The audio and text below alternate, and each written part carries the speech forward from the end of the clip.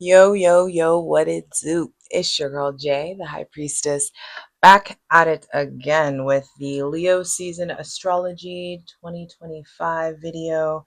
No tarot in this one. We're just going over the important astrological transit dates.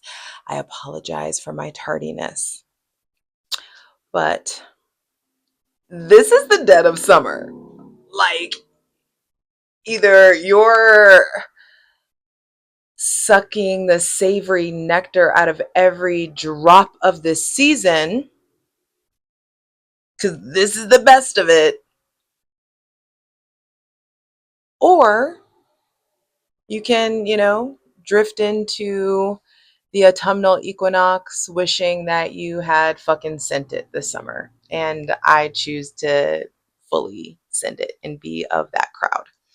So, when we're talking about Leo season, we're talking about the heart of the zodiac, the heart of the year. And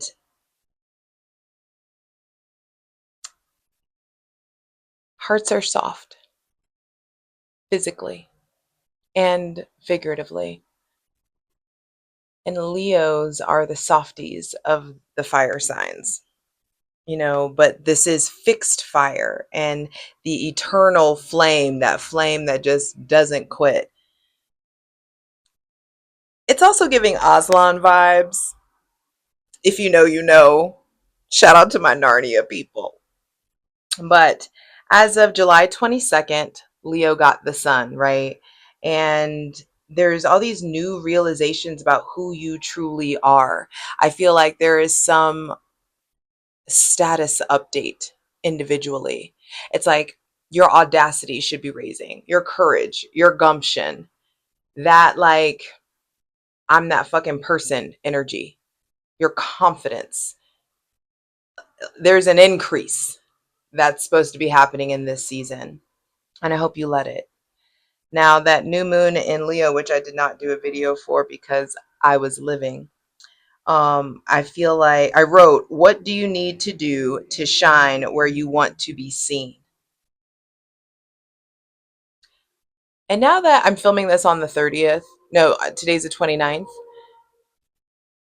I hope you have a better understanding of that because action is required with that new moon. And that's what I meant by I'm out here living. Like, that is my objective.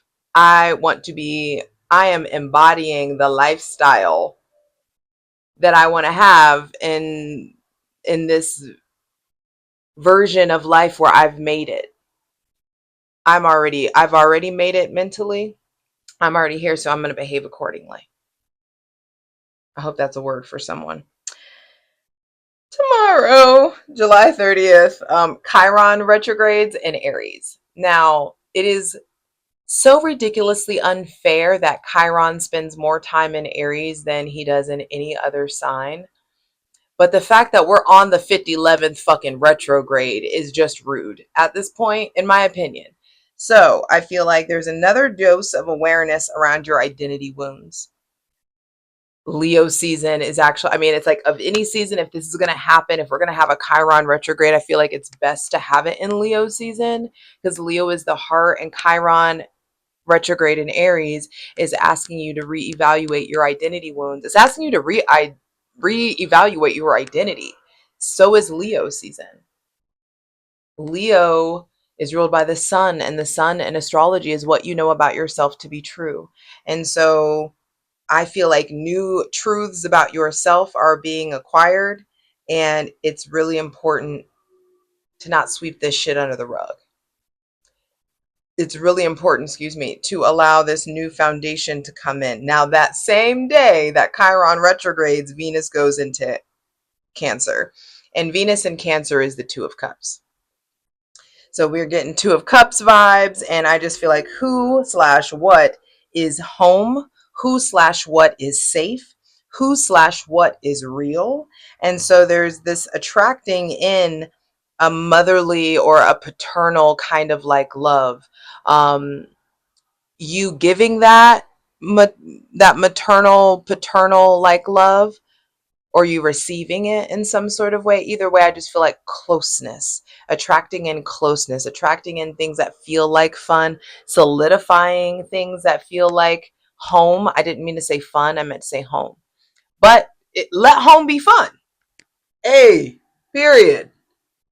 Is home fun? Can you make that home, that vibey energy, can you make it fun?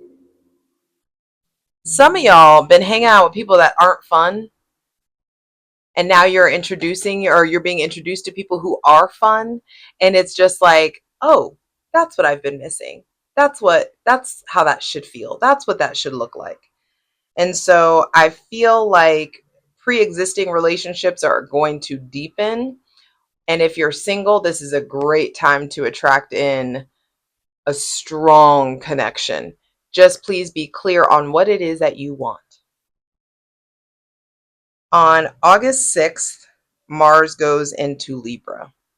Now, because Mars is the ruler of the opposite of Libra, which is Aries, this means that Mars is now in detriment.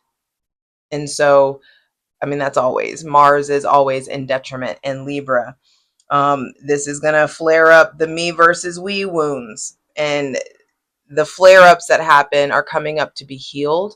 But I do feel like Mars and Libra, because Mars is in detriment in Libra, this is going to be a weak Mars, a weak Mars. So all that gumption, all that assertion, all that aggression that you had stored up, I feel like is going to go straight out of the window. You may find yourself feeling soft as fuck, being soft as fuck, forgiving things you wouldn't normally forgive, prioritizing relationships, connections.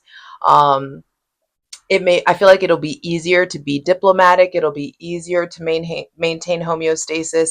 It'll be easier to not rock the boat. Um, it'll be easier to experience smooth sailing in your relationships, but I do feel like you're being motivated to get in a relationship or deepen a relationship. Honestly, July 30th with Venus going into Cancer, that's pre-cuffing season in my book. This is like pre-cuffing season drafts are taking place. So I would suggest going out on, for you, those of you that are single, go out on as many dates as possible. Put yourself out there. This is time to, you can create the roster or you can narrow down the roster. This is pre-cuffing season. I'm just letting you know, putting you on game. On August 9th, we have the full moon in Aquarius. And I feel like this is a time where this is going to be a big, big letting go, a big release of old hopes, old wishes, old dreams, and old fantasies. So there's something here around like, oh, I've been aching because I wish that it could be like that. I feel like the ache starts to dissipate. The divine's going to reveal things to us that show us that old dream, that old desire, that old fantasy. That ain't it. And what the divine has for you is so much bigger, so much deeper, so much fuller, so much richer than you would have imagined or experienced in that last wish or hope.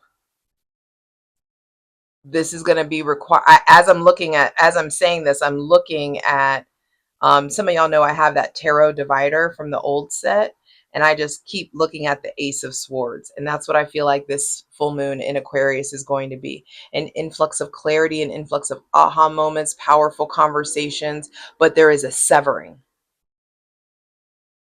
And are you ready to be ripped away from the old dream, the old fantasy?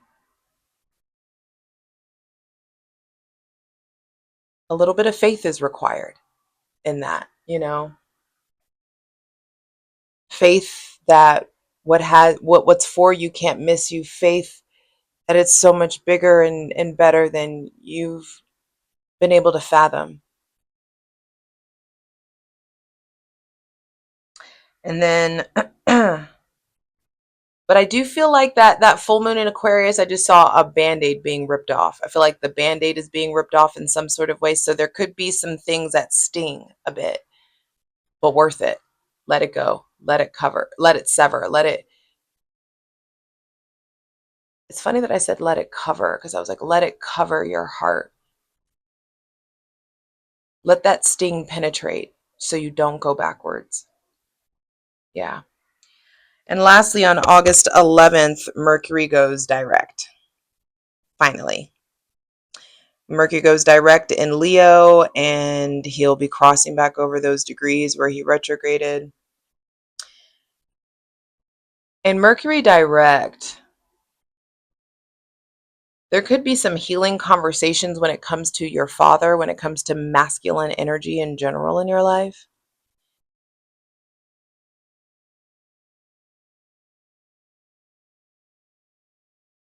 But this whole season feels a lot like being a little kid and having your hand held by your parents and you're walking to something that like you didn't know that you wanted.